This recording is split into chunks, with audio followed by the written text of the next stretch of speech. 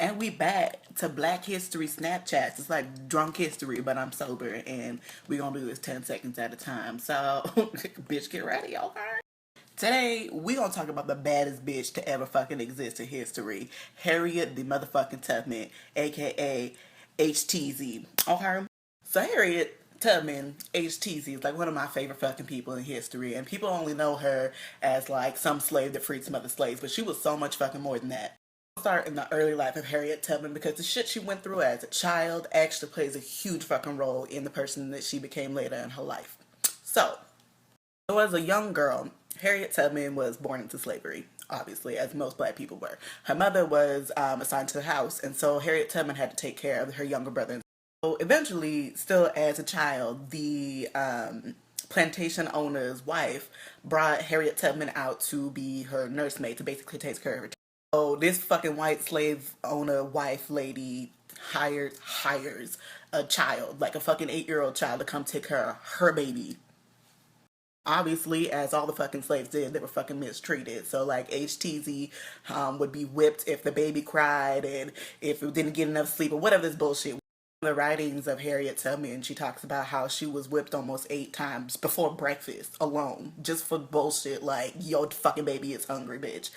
So anyways, as a child, still as a child, Harriet Tubman started to fight back. So she would do things like she would run away for days at a time and nobody could fucking find her because she's a badass fucking bitch. She started wearing like layers of clothes to fight back against the beating. So when they beat her, it wouldn't hurt as bad. So she's creative as fuck. Okay, so she kept finding all these ways to fight back against these slaves. She was passed off to some other white nigga who was making her do more housework, and she ended up getting the measles so bad and so fucking sick that she couldn't work that the nigga gave her back to her original family. At this new nigga's home called James Cook, again, this is still as a young child, he threw a 2-pound weight at her head and it injured her head to the point where she like. A lot of people don't know that Harriet Tubman was dealing with so many like physical and mental injuries while she was still doing all this stuff. Like that head injury she got caused epileptic seizures, caused the reason she was hit with the weight is because she was trying to help this other nigga who was getting beat for running away. She stepped in the middle of it and she got hit with the weight instead. So like this again, like this is still as a child. Like she's not even into her teens yet, and she's already out here sticking for grown ass niggas out here getting the ass beat, and she's throwing her way in to take the hit.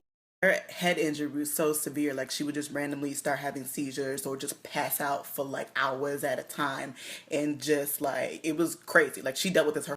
Oh, in 1840, her Harriet Tubman's father was freed as a slave, but he continued to work for his slave owner. Well, why I don't fucking know, but. And a few years after that, Harriet Tubman paid this white attorney to look into the legal status for her mother because she was under the impression that when her father was free, her mother was supposed to do the same. And it turned out that Harriet Tubman was right. Her mother was supposed to be freed, and actually all of her children were supposed to be freed after the age of 45. So, but obviously, as a fucking black slave, there really wasn't much she could do about it. Yeah, legally it was wrong, but slaves had to. So in 1844, she married some nigga named John Tubman. That's where she got her last name, Tubman. But she was still a slave, so they couldn't really, you know. And because of her mother's legal status with the whole contract slavery thing, if John and Harriet had any kids, they would automatically be enslaved. So people think that this is one of the reasons. A lot of people think that because of this, this is one of the reasons why she started to plot her own freedom, which kind of makes sense because a little fucked up. She changed her name. Her birth name was actually Araminta. Forgive me if I'm not pronouncing that right. So she changed it to Harriet, which is her mother's name. So now she had this whole alias. This girl's a fucking bad bitch, okay? She had aliases. She had all this shit in place before y'all even knew what was happening, okay? 1849, because of her head injury, she got so sick to the point where it devalued her as a slave. So her slave owner couldn't buy about in her writings how on those nights when she was so sick, she used to pray to God that he either heal her or that he killed this nigga, okay? Literally the next day, this nigga is dead. Like, oh, okay. This wasn't really good news because for Harriet, that meant that they would, all the slaves would have to be sold, and that meant that her family was going to be broken up. So that is when she escaped. September 17th, 1849, Harriet Tubman and her brothers ran the fuck away. They pieced the fuck out, bitch. And they didn't even notice for like another 2 weeks that they were missing. So the new slave owners were supposed to take and put out like this reward. It was like $100 for each slave returned, which was a lot of fucking money back then. And her two brothers punked out and went back to the fucking plantation. So because her brothers went back, she had to go back to the fucking plantation with them. However, she didn't fucking stay for long. She escaped again by herself. And then she tried to send a message to her mother about her plans via Negro spirituals. She was like, mama. Anyway, yeah, so she sent the message. This bad bitch set out following the fucking North Star at night. She was dodging all these slave catching KKK niggas. She was hiding during the day. She was pretending to sweep.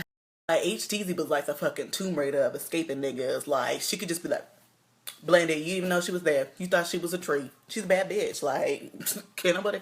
Anyways, over the next 11 fucking years, she kept going back and back to these plantations in Maryland and bringing people out with her. Like, she rescued so many.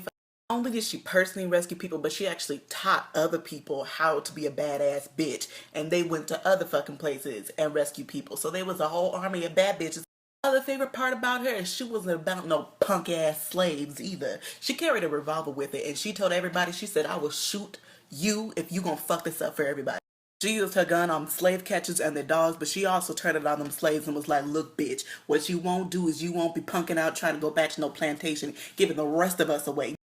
This kept going on for like 11, 12 fucking years. By 1959, there was a $40,000 reward out for somebody to catch Harriet Tubman. Like, that's just a bad bitch, y'all. Like, you a slave that escaped and have stayed hidden for this many fucking years that they put out a $40,000 reward. And see, that's where people usually end their story of Harriet Tubman. But that's not where it's ended. Oh, no, no, no, no, no, no, sweetie. Once she rescued the slaves, there was a whole nother chapter to this story, okay? In 1861, when the Civil War broke out, Harriet was like, so, you know, if the Union can win this thing, we might have a really good chance of booting slavery. What did HTZ do, the baddest bitch? She became a fucking spy for the Union, y'all. Like, what? Where does this end? Oh my God.